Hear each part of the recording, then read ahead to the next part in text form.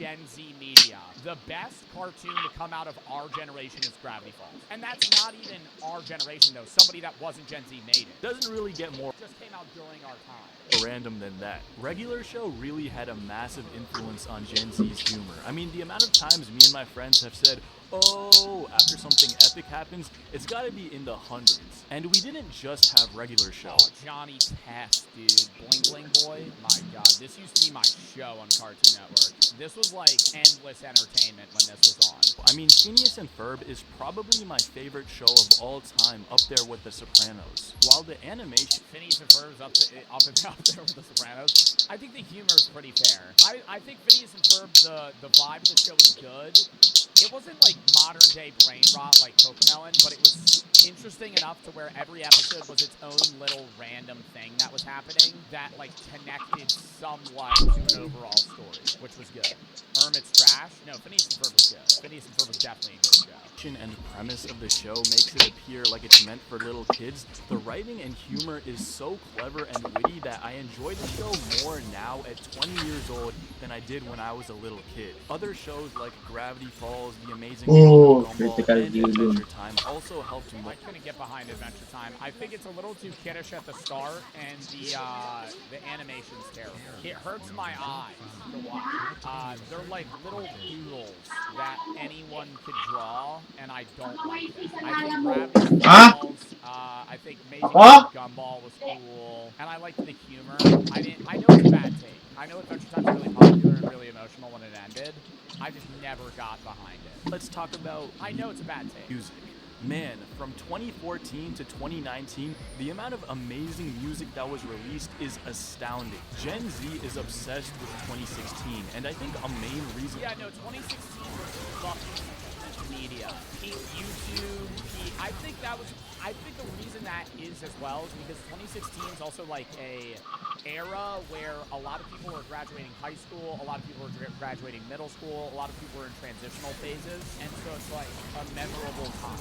I always say one of the most like memorable artists or most nostalgic artists of that time was Juice WRLD. But that was 2018. That was like 2017, 2018. Juice WRLD, bro.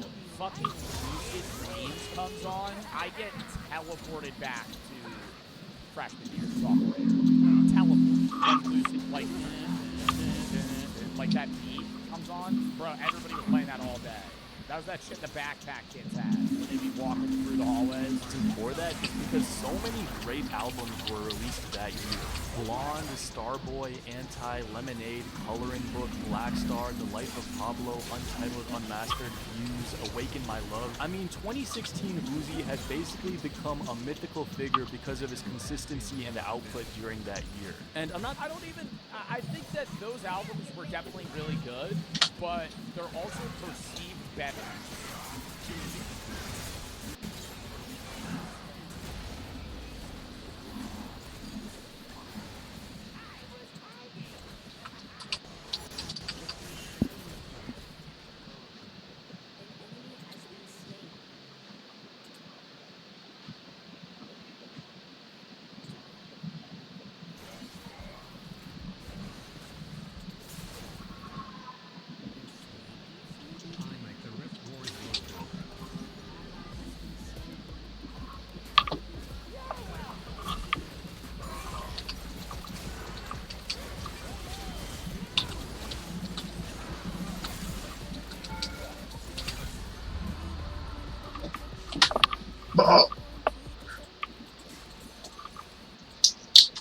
Better in the minds of people that grew up with them, because you're always going to hold some level of, like, I guess, praise for something that you've known. Not necessarily even on a nostalgia factor.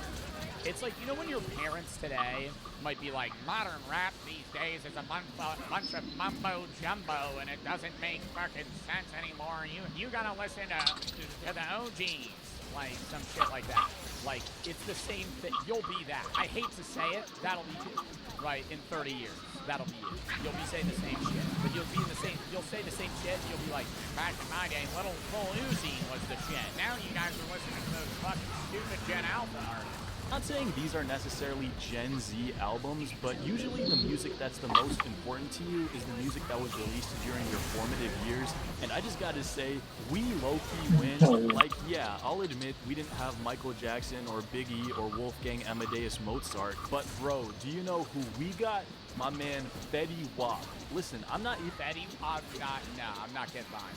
I'm not getting behind. I'm not getting behind the we got Fetty Wap. We're not going band for band on fucking rap. And I'm pulling Fetty Wap out of the bag. That's probably the last guy I'm pulling. That's probably the last dude I'm pulling.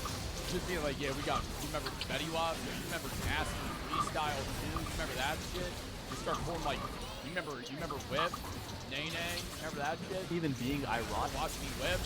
Fetty Wap at his peak had the entire world in the palm of his hand. Bro, I know you remember 1738 was big, bro. Another one that was big. I don't even remember his name. I gotta look up the song. You remember Designer Panda? That was big. Where he'd go. That was huge. Half the song. I'm 30 seconds in and he's still going. That song sucks, dude.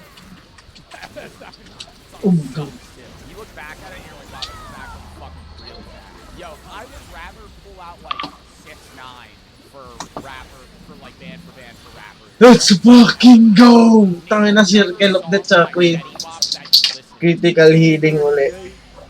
And I got this so Ako ito nagamit mo. Nunu. hits like My Way, RGF Island, and again. Mag-retro-throwing ka dyan, pre. The king of writing hooks. I don't want to sound like too much of an old head, but modern pop music to me sounds like it's lacking creativity. Wow. It sounds the same. Oh shit. Trying to hop on trends, and when someone new does come with an original sound, it's shocking. I miss the days when upcoming artists like Travis Scott, Tyler the Creator, and Frank Ocean were experimenting and pushing boundaries of their genre. Well, I think people still experiment and push boundaries today, but it's similar to where things are discovered and now there's not much outside of reformat ideas that are the early 2000s and the late, like early 2010s, it was easier to get big into music because making beats was different, creating different lyrics and different styles was available. But at some point you run out of genres of music and styles that you can fall into. He is like, yeah, one of his own kind. I don't really like Yeat's music personally. I think it's just heavy beats.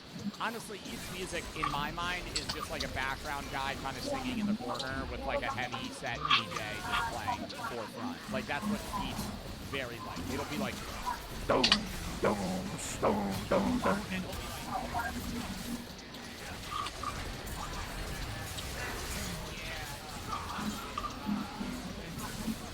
can't even hear him. He's fucking farting. It sounds like the beat was created in studio, and then the audio recording was like filmed on like a fucking Samsung gallery. Like that's what I feel when I listen to Yeat. But like, anyways, yeah, like Tyler the Creator and all these guys were like, you know, kind of paving their own way to their own genre of music. They still do their own thing, and obviously they do well. But when there's, you know, 10 types of rap music and hip-hop styles that are available, and then you pave way to 5, 10 more, it's harder to expand beyond that. Like, it's like diminishing returns almost, where humans are only able to do so much. You're not like, yeah, are there going to be, in the next 5, 10, 20 years, crazy new music that drops? For sure. Right? There's even new genres that are getting popular. Like, funk music didn't exist, you know, then. Like, as to the capacity it did now. Like, there was still, like, rave music and other genres. But, like, Brazilian funk and all these other genres, like, they're new. But that's because of modern technology as well in the adaptation of you being able to create beats quicker. But there's, like, outside of that, you have to wait a lot of the time either for something crazy to come around or, like, new new technology. Because at some point, it's like there's only so much that you're able to talk about, creatively and just like musically. And while these guys are still at the top of their game, the new artists to take their place just don't do it. I still remember I was in 8th grade when Igor dropped, and I was blown away. It was equal parts soul, pop, and Nice haircut if it's fucking bad. Stop. Don't mention it. I'm trying to fucking fix it. It just looks bad. I didn't do it today. But still. Alright, lock it. hip-hop. There was a complete narrative through the entire album. The music videos were beautiful. What's the difference between funk and funk music? Oh, funk music is more hip-hop. Funk music, P-H-O-N-K, is like this one. This is Brazilian funk. Or you could, it's kind of like rave music, but it's only on the beat drop the entire time. It's honestly like jabber. What is it called? What is it called? Where like it's like a UK type of like jump style, almost like heavy beats, really loud, nasty bass, just like doom doom doom doom the whole time. I love it. I think it's fire, but it's hard to like differentiate yourself. Like I know Play a Funk. He makes a lot of good funk songs. And I have one of the songs that he lets me use. Play a Funk, stream Play a Funk on Spotify. Anyways, Oh my he makes funk god. music, and even he is kind of branching out somewhat, like still in the funk genre, but slightly out of it. Where it's like people run shit into the ground in that genre. Where like if you have a popular Brazilian funk song, they will like reformat it, slow reverb, faster pace, will change some beats up, and just release like 7 songs that are almost identical until it's like died, and then they'll just transfer to something else. Which is honestly like similar to what like all artists do, where if something's a hit, they'll just kind of like reformat it and do the same thing over and over. Creativity at its peak. The greatest thing about this era of music was that there was something for everyone. There were plenty of pop radio hits. Hip-hop was going through its second prime. New wave R&B was on the rise, and artists were starting to mature and find their own sound. I couldn't be happier with the music Gen Z grew up with, and the same goes for video games. If there's one video game that would define our generation, it's obviously Minecraft.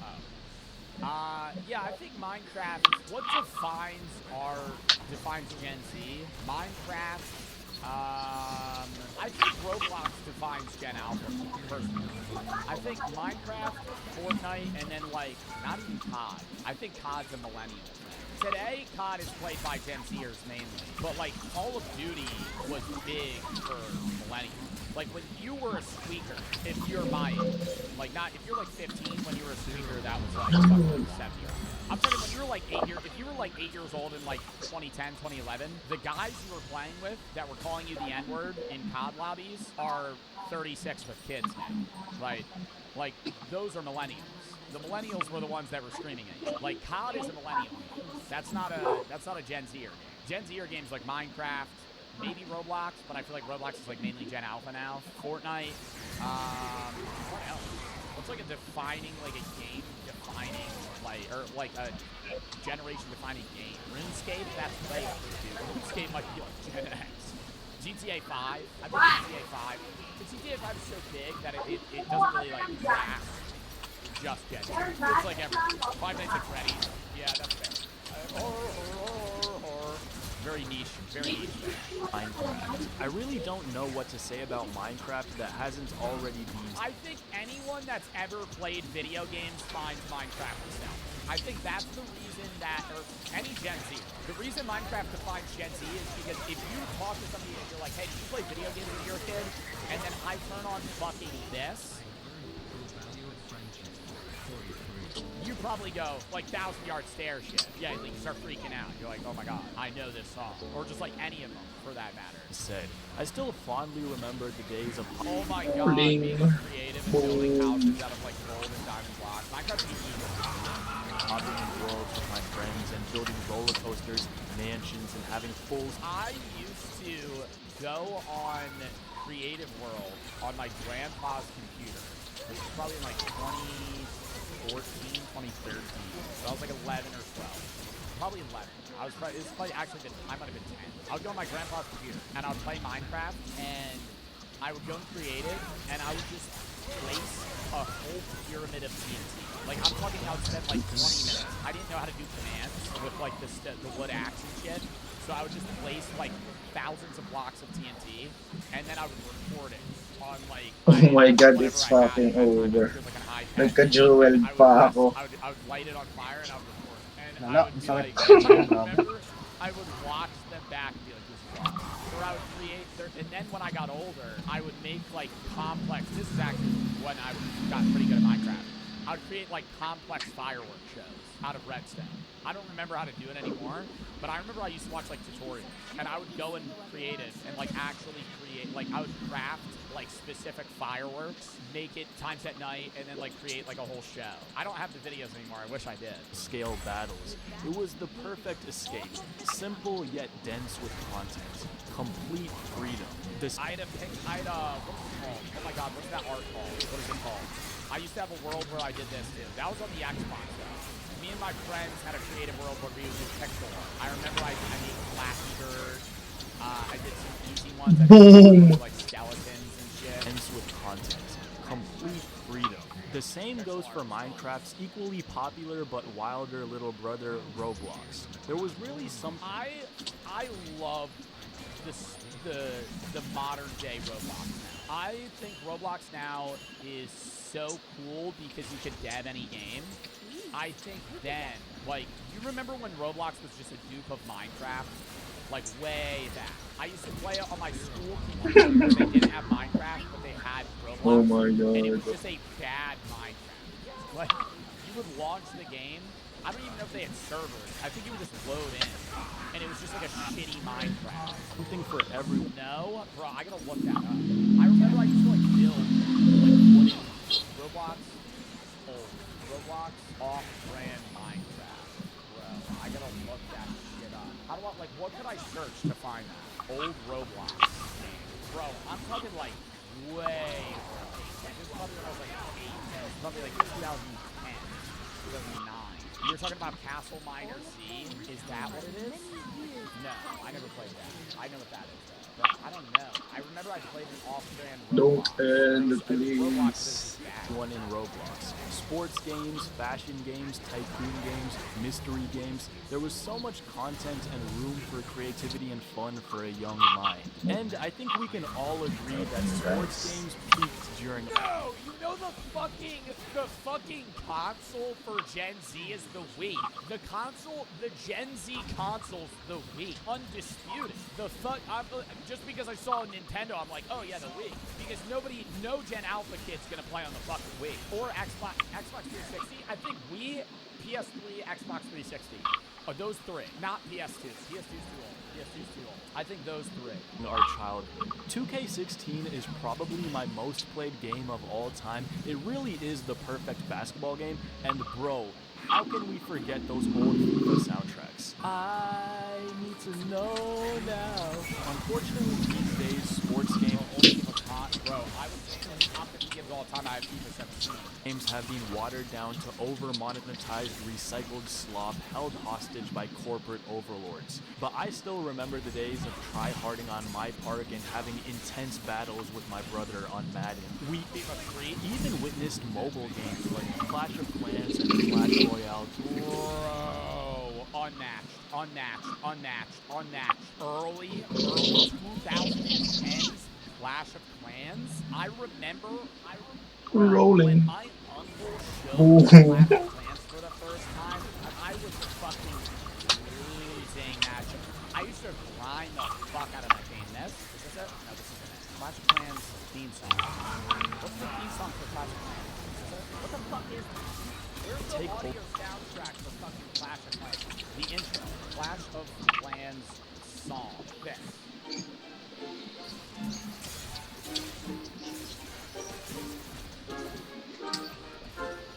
You be sitting there, bro, with the little elixir noises.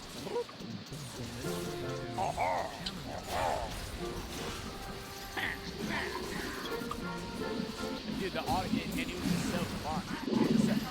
That's why Clash of Clans is in my top 50 games all the time. It's just such a good game. Over the zeitgeist of our generation. None of y'all remember. Yeah, the fuck I do, bitch. I play every goddamn Super Bowl game that's ever come out. I remember fucking Heyday. Yeah, I remember Heyday. I used to fucking farm wheat. I remember I used to watch TV and farm wheat all day, bitch.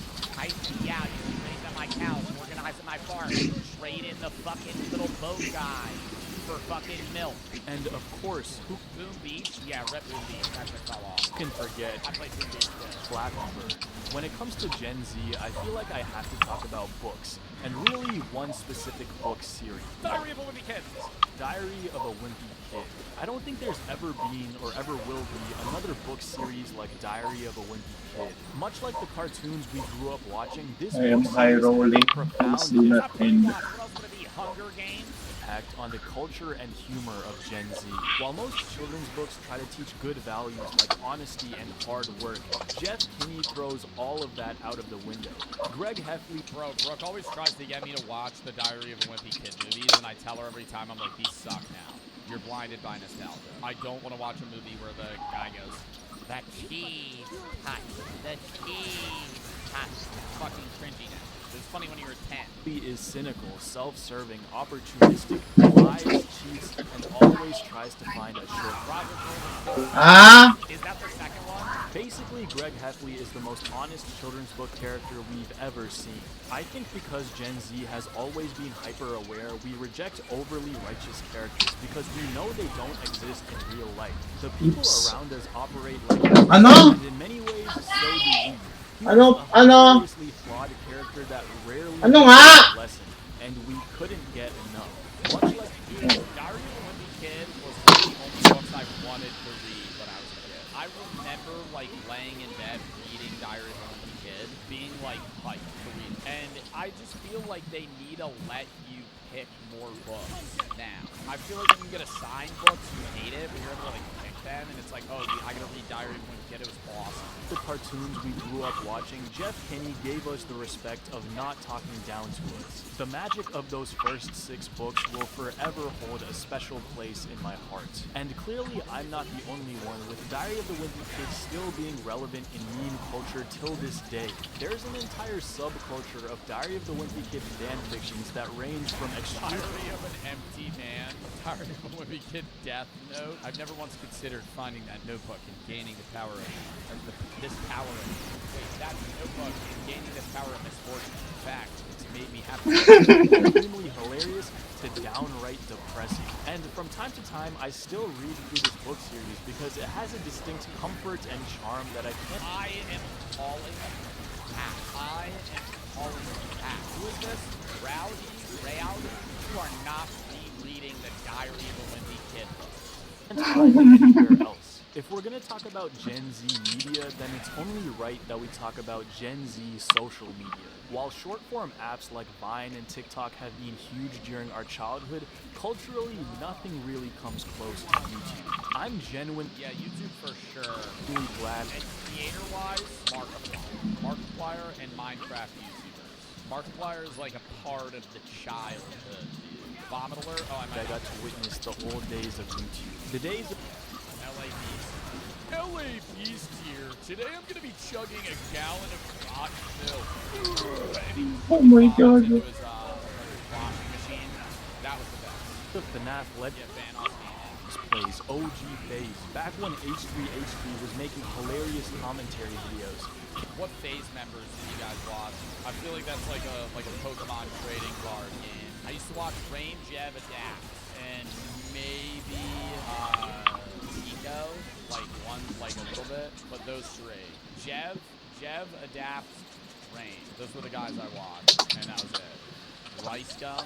Was Rice Gum ever in phase? Casey Neistat's daily vlog, the rise of animation channels. There was so much diverse content.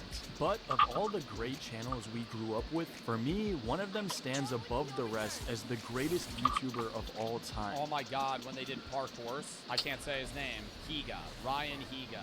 I'm not gonna say his username though. A man who defined the humor for a generation of children. Yo, what's up? My name is Artizo for Shizzle, my nizzle off the hizzle. Ryan Higa. It's really hard for me to put into words how much Ryan Higa's videos mean to me. He was literally the first YouTuber I ever watched. For the longest time, I thought YouTube... Dude, and his shit was so... I remember loving the parkour videos. And it was him in his 20s with a bunch of his friends just going, all right, so I'm going to do a backflip off this monkey bar, and then I'm going to fucking triple jump off these bouncy balls onto this suitcase, and then I'm going to swing around and and do the land. And they would just play horse with parkour. And it was fun. It was fun to watch, but it was like low effort content. YouTube was just a place for music videos until one day my friend showed me Rustin Heber. It was an eye-opening moment.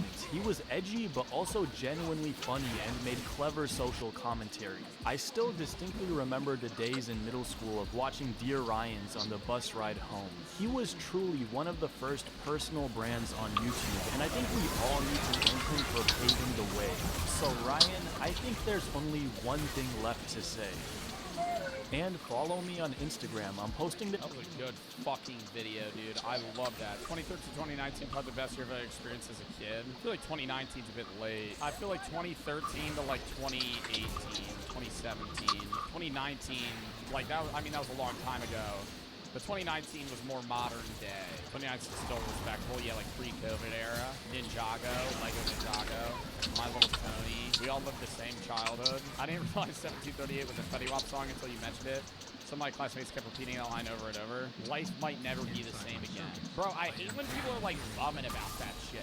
Be happy you fucking lived in that era and make fucking new memories now. People that long for the past so much, it's just like, dude, you're never gonna fucking live. Like, dude, it was just so good in that era.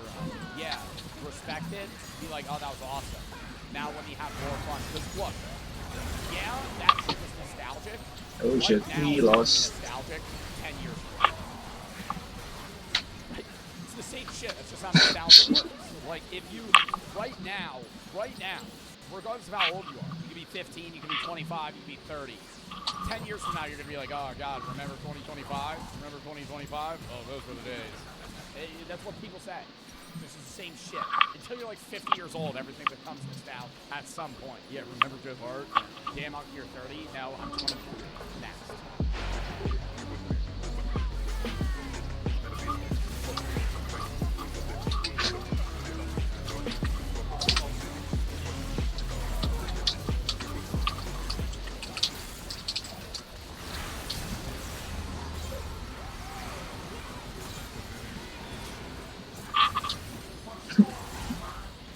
Oh my god.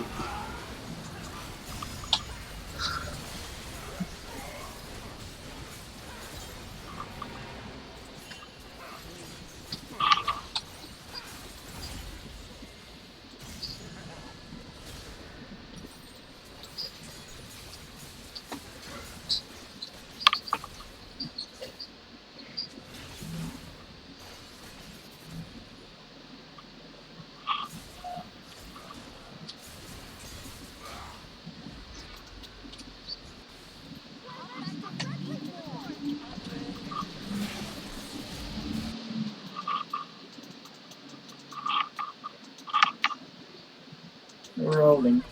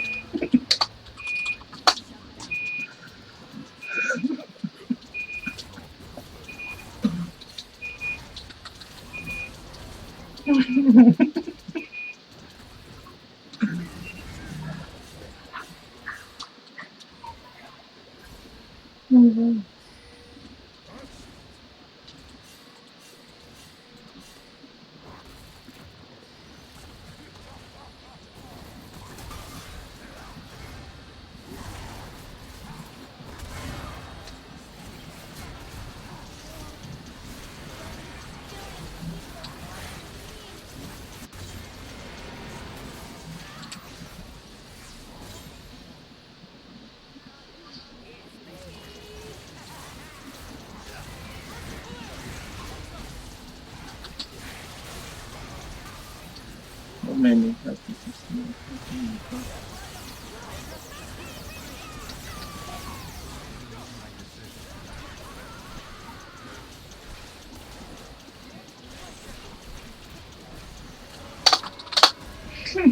Nice. Then.